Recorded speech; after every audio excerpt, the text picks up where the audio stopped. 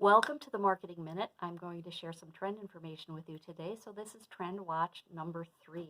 And what I'm going to share with you is something called the happiness curve. And happiness is a U-shaped curve.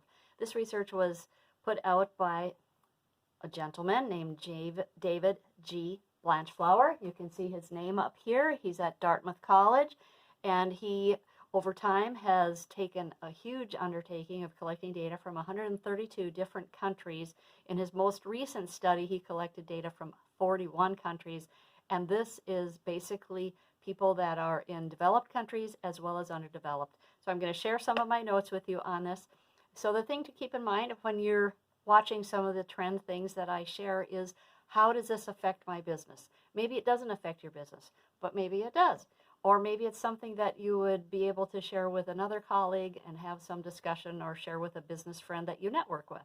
So let's just cover some of the highlights. So in his study, he asked people some things on the unhappiness scale, and those factors you can see over here, things like despair, anxiety, loneliness, sadness, and worthlessness. Those were some of the things he asked people to score. So what he found, and this is pretty universal and has come up repeatedly in his studies, and you've got his name there, you could Google this and find out more if you'd like to and look at more of his graphics, is that people tend to be pretty happy in their 20s.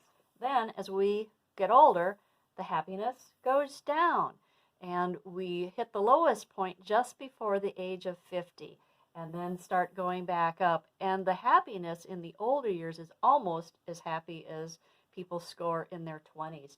Conversely, since we have the U-shaped happiness curve, we also have the inverse on the unhappiness curve. So unhappiness peaks, of course, at the same time that happiness hits the trough.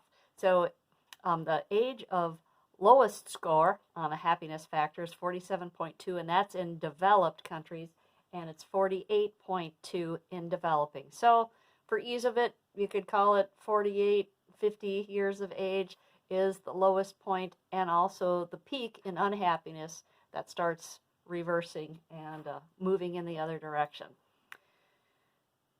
So I think that's the basics that I wanted to share. One reason for this is that as we are approaching that middle age, as it's often referred to, and the midlife crisis that we hear about, a lot of times people then are reflecting and saying, have I reached the career aspirations I had? Have I reached the financial goals that I wanted?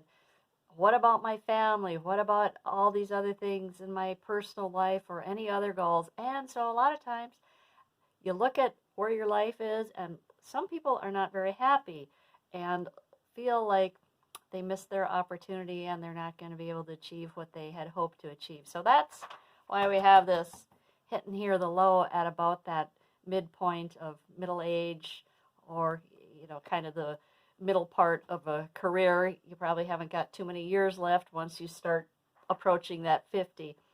The other thing that has happened that is not good news and is in alignment with another video that I shared is that things have been harder for a lot of people in what has been called the Great Recession. So there has been a rise in deaths of despair, unfortunately. These are deaths related to drugs, alcohol, and suicide. And this number has been increased because of the economic situation that we experienced a few years ago.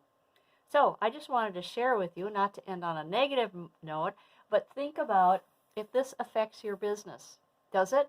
Do you deal with consumers? Then it probably has a bigger impact. If you're dealing in a B2B world, this might affect how you work with colleagues. It might affect how you work with clients. And ultimately, a lot of times our B2B products end up going to consumers at some level. So there still might be an impact. So I just encourage you to take a look at this information and see if this will help you make better business decisions and understand the marketplace better. Thanks.